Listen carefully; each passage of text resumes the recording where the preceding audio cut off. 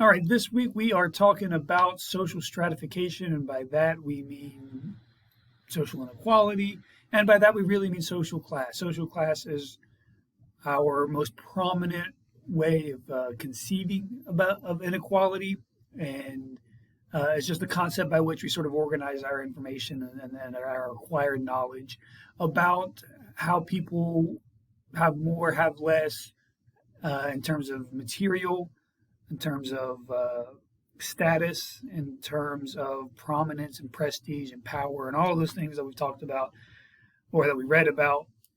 So let's get into it. Let's talk more about it.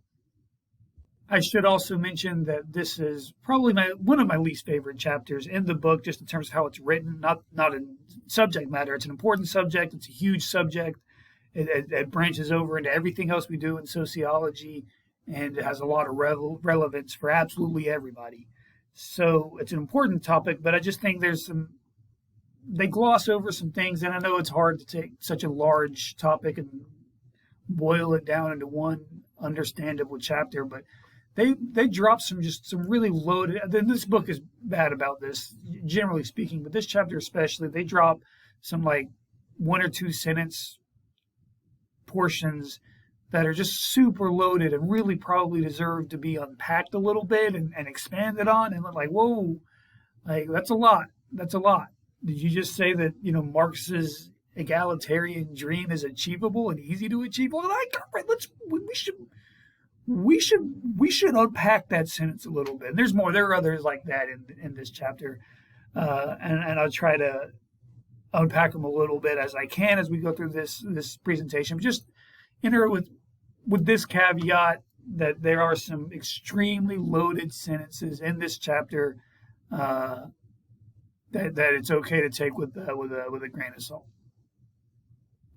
So social class is our main topic for this chapter because it is how we organize information about social stratification. It is our sort of conceptual framework for understanding different levels of social inequality.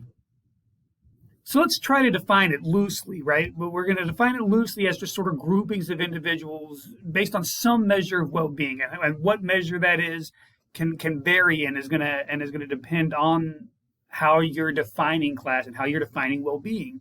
Largely, do we use income as a measure of sort of economic well-being or socioeconomic well-being, and it's not necessarily perfect. No one measure of class or well-being really gives you the full picture. So class falls into this category of what Max Weber called ideal types, right? These, most of the time when you're trying to categorize human beings into groups and based on some sort of attribute or status or activity or identity, whatever it is, they're not going to be perfect.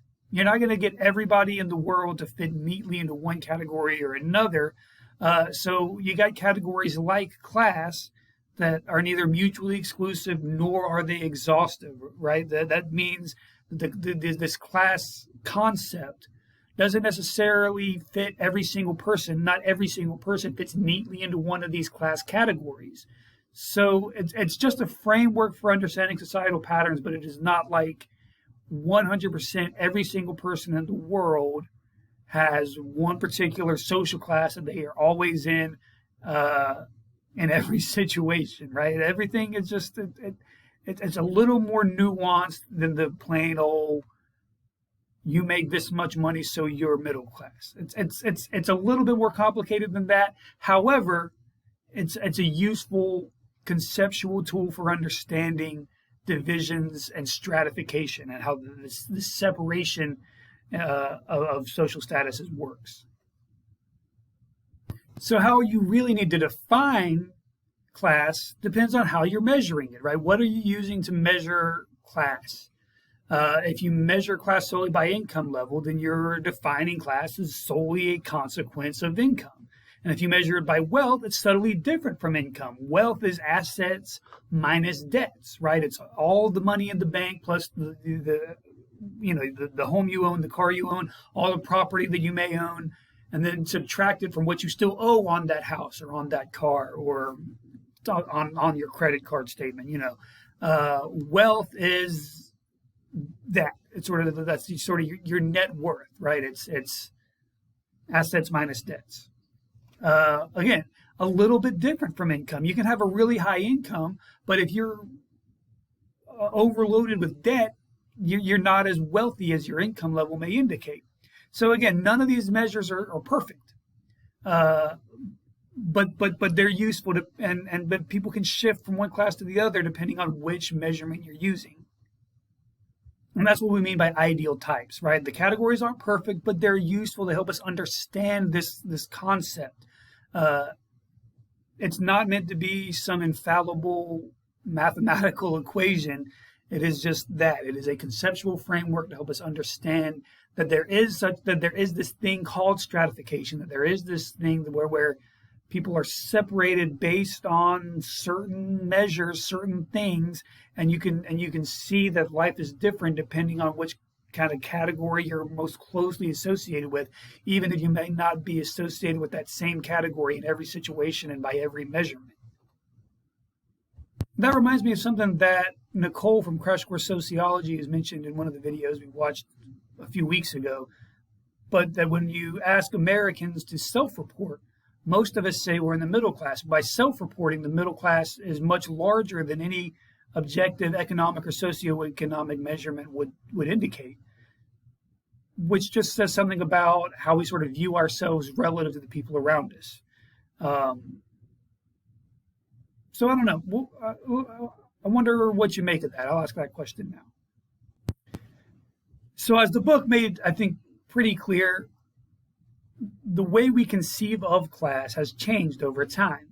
It was first introduced to sociology by Karl Marx, right? And Karl Marx, in his writing, defined class strictly as your position relative to the means of production, right? And again, this is back in the Industrial Revolution. It was all about manufacturing and still some shades of farming, but still it was the question was either you owned the factory or farm you worked on, or you worked in that factory or farm, and if you were an owner or a worker, a bourgeoisie or a proletariat. There were only those two social classes. There was no middle class. There was no nuance to it. Now, Max Weber then came along and added some new dimensions, right? We went to this measure of wealth as sort of the idea of net worth, and so that added a new dimension even to just the economic measure.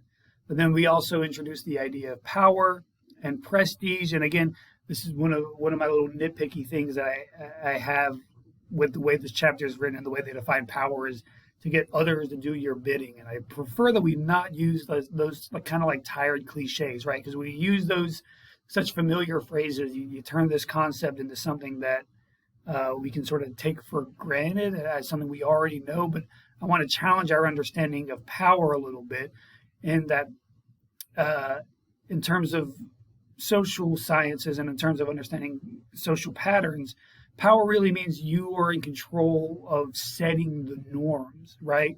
And that power can come through charisma, through traditional authority.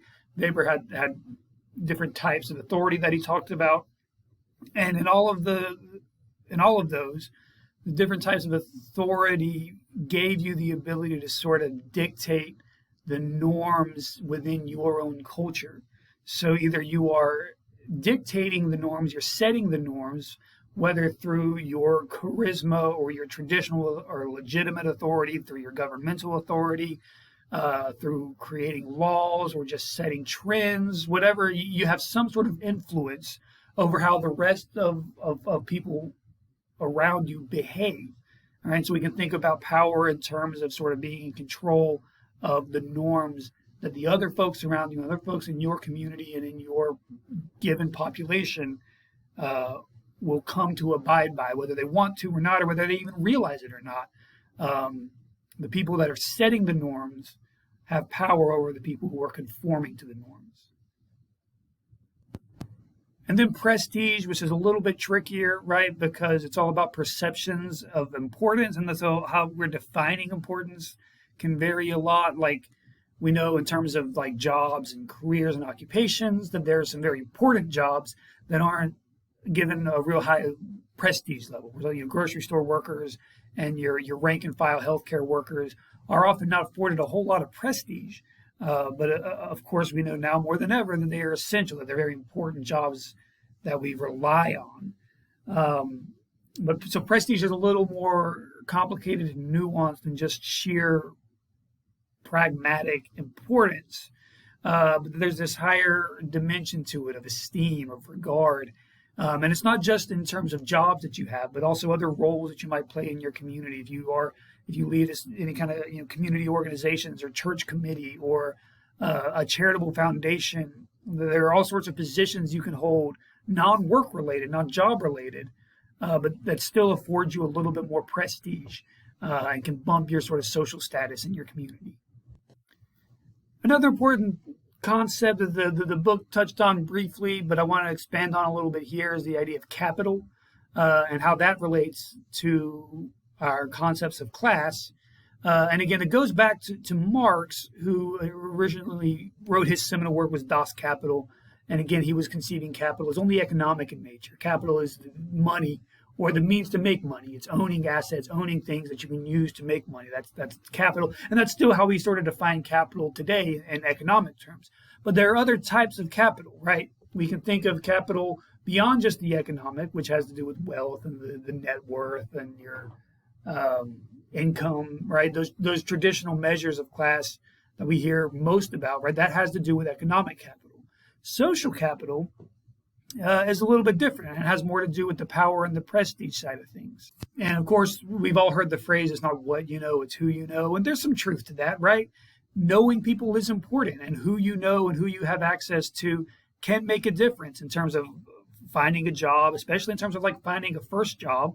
My first job was at a bookstore, the manager of which was a family friend. I wouldn't have gotten that first job without my family knowing the manager of a bookstore. Things like that. Maybe like knowing an attorney, for example. If you get into a little minor legal trouble like a traffic ticket or something, knowing a lawyer, knowing a judge, knowing a city council person, knowing a police officer can help you, right? If you have that social capital, if you know people who are willing to help you out and do you favors, that can help you make turn something that could be a big deal into a minor inconvenience.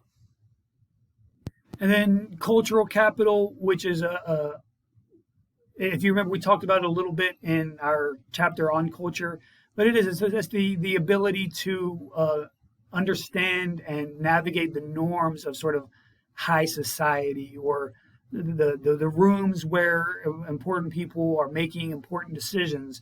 Do you know the norms? Can you feel comfortable in rooms where that kind of thing is happening? And we'll talk more about cultural capital in just a minute when we get to the symbolic interactionist approach, because the cultural aspect of it has a heavy tint of symbolic interactionism. So before we move on to that, I just want to again mention that these are ideal types. Again, there's a lot of overlap. These aren't mutually exclusive or exhaustive categories of the different types of capital.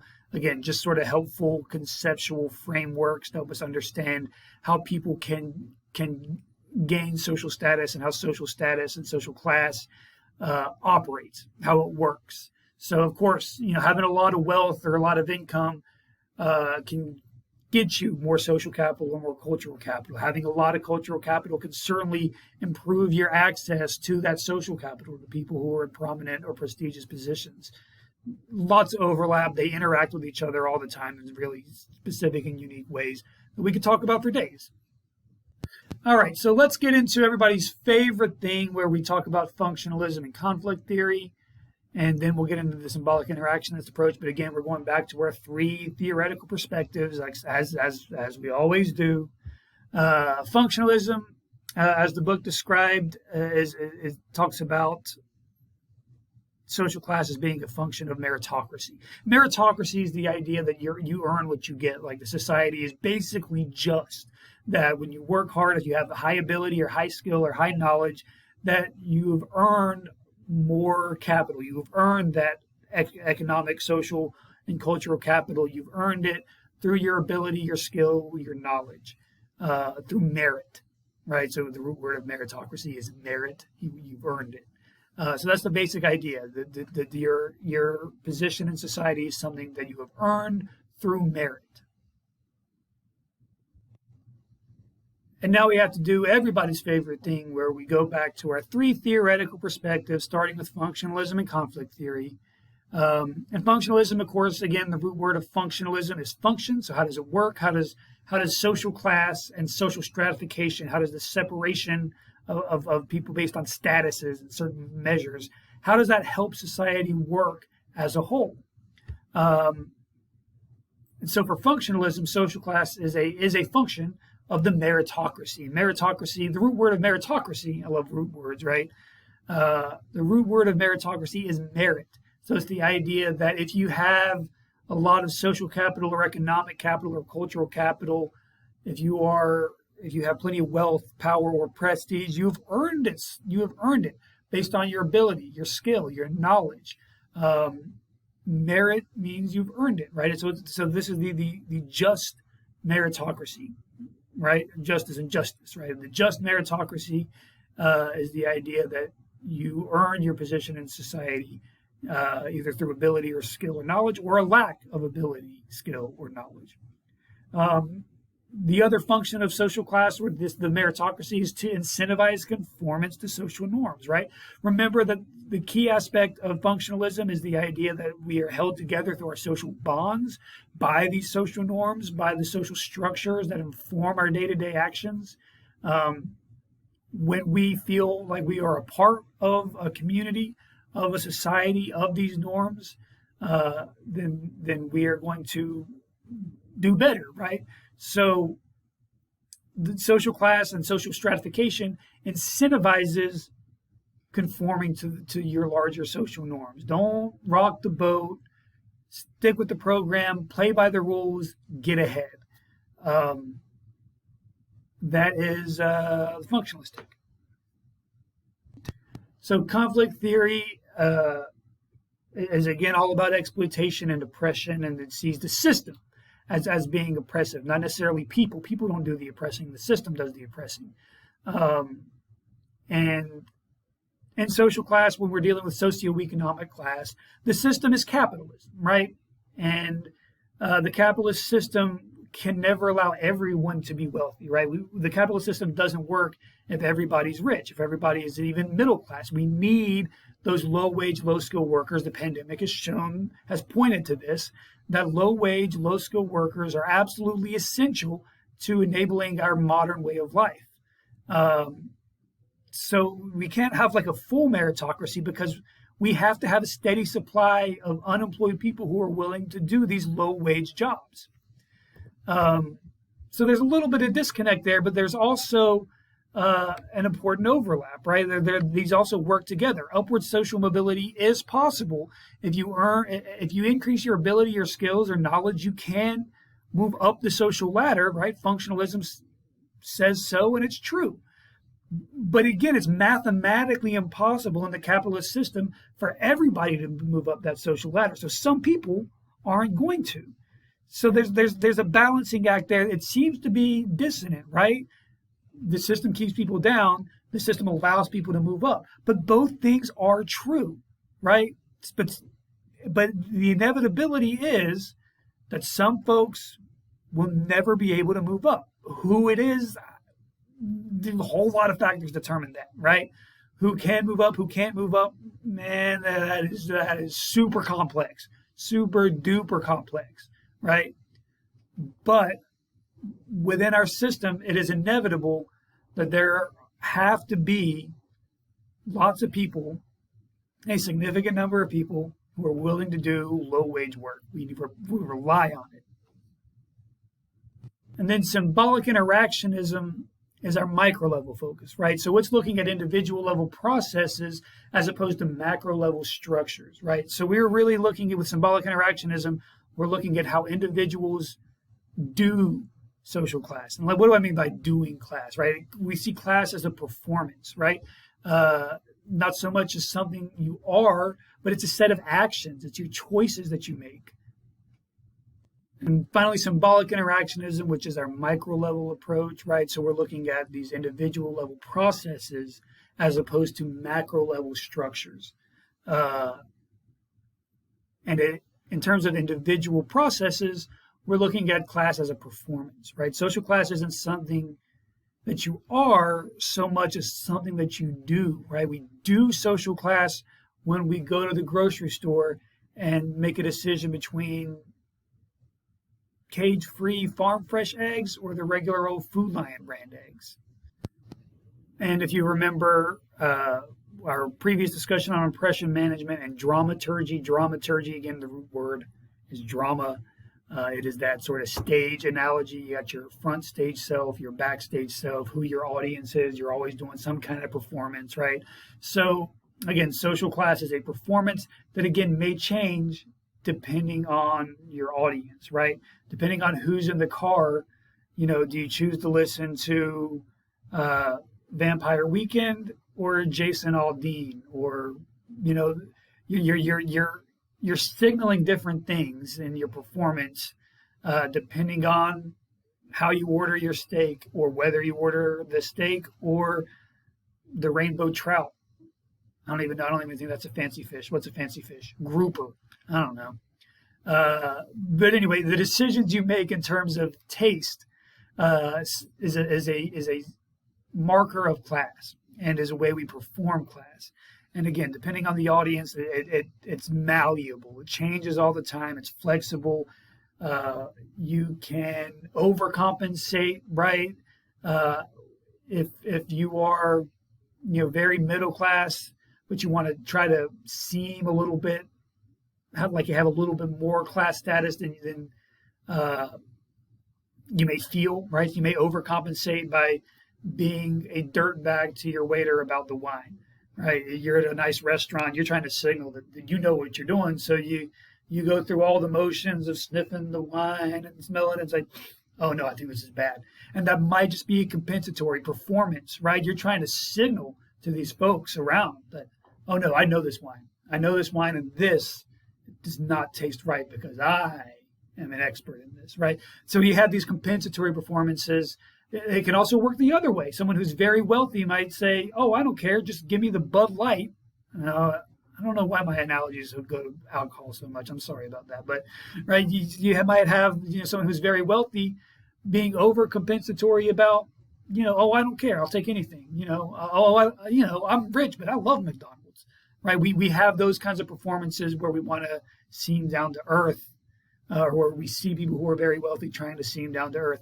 If you've ever seen the presidential candidates go to the Iowa State Fair, right? So remember, whenever there's a presidential election cycle, the first primary is in Iowa. And so all of the presidential candidates go to the Iowa State Fair and they eat all sorts of fried food and they try to flip flapjacks and they do all the homey, down home, county fair, state fair kind of stuff. And God, they often just look so ridiculous, right? They just look so ridiculous. They're so clearly not in their natural element. But they're trying. They're trying to put on this very obvious performance. And finally, I want to talk about how social class is reproduced. And this has to do with intergenerational mobility, right? So the book talks about intergenerational and intragenerational. Intragenerational is how within your own lifespan you can move up or down and the social ladder. Intergenerational is from one generation to the next. And we often hear that, right? We want to leave a better life for our children. We want our children to, finish higher on the social ladder than we did. So intergenerational mobility is an important concept because class is sticky. Class is super sticky, right? People tend to end up where they grew up, and they also tend to end up where their parents ended up, right? And again, this is not an absolute rule, but it's the pattern, right? There are tons and tons of exceptions, and you can do what you want with that, right? But we are going to look at the overall trends, which is that social class is sticky. It's sticky. We tend to stay in a social class, and there's a lot of reasons. So let's talk about it. All right, let's break these reasons down into two categories. We'll talk about the structural, the macro level, and then we'll talk about the cultural, which is more the micro level, the processes. The structural contributors to the stickiness of social class. The first one that comes to mind is education funding, right? Where our schools get their funding. Schools are largely funded through property taxes. So that means that neighborhoods where property values are very high, they pay more property tax. And so the schools have more funds to work with. Lower income, poorer communities where property values are low, right? Less property taxes, lower funded schools. And funding isn't everything, right? Money isn't quite everything, but certainly going to a school, elementary, middle, and high school, going to a school that is chronically underfunded certainly can't help your life chances. And that's kind of what I mean by the geography of inequality, right? That different neighborhoods have afford different access, different levels of access to varying opportunities, including educational opportunities, including opportunities to acquire cultural capital or social capital, right? The geography of inequality is that we tend to group people, we tend to live around people who are similar in social class to us, which means that if we are in an area of high social capital, then we're going to have a lot of really strong connections. We're going to have friends in high places. Whereas if we live in a neighborhood of low social capital, we're not going to acquire a lot of social capital in those terms. We'll acquire a different kind of social capital. It's expensive to be poor. And I've used this as an example before, check cashing and payday lending. The lending industry is a lot more expensive in terms of interest rates and fees it's a lot more expensive for the lower class and the working class than it is for the upper and middle class, right? You got to have a certain amount of access to those friendly lending rates, those friendly interest rates. It's like there are mortgage rates, mortgage payments, right? A monthly mortgage payment can be lower than rent payments in a lot of neighborhoods, but to get the mortgage rate, you got to get that loan from the bank. So you got to have the credit, you got to have the referrals, which requires social capital and cultural capital to be able to navigate that process, right? And so there's not equal access to those friendly mortgage rates, those 30-year fixed mortgage rates. Ergo, people are paying more month by month to rent a home than the folks who are paying month by month to own a home. So anyway, again, this is the topic of our discussion board, and it gets a little tricky, and it does get into some financial terminology that we might not be super familiar with. That I know I'm not always super familiar with. But still, I think you get the idea, right? It's even little things like being able to just buy in bulk, right?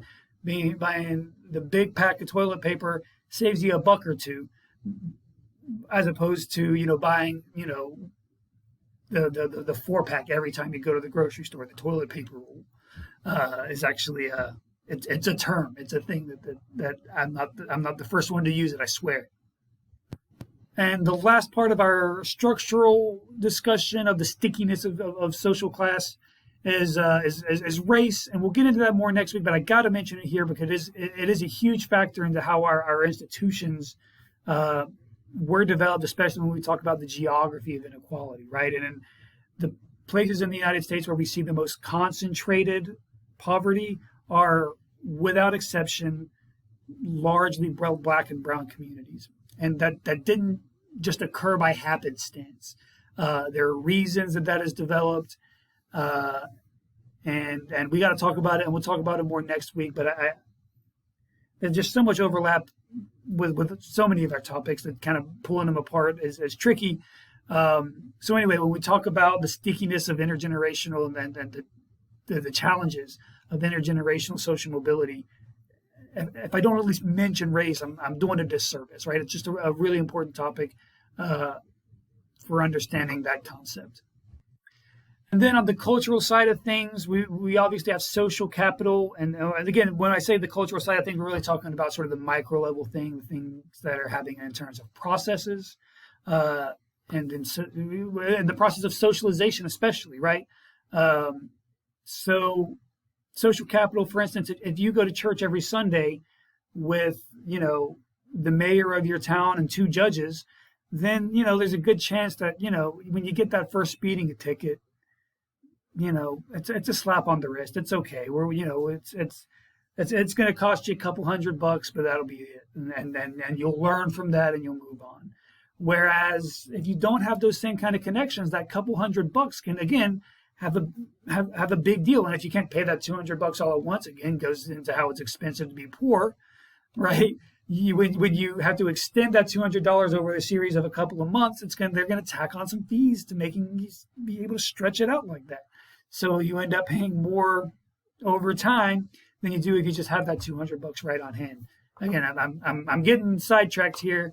The more important point with social capital is that who you know matters, who you grow up with matters, and that's part of the cultural aspects of the stickiness of social class, right? If you grow up around people in power, positions of power and prestige, then you're likely to have those connections that can be very helpful.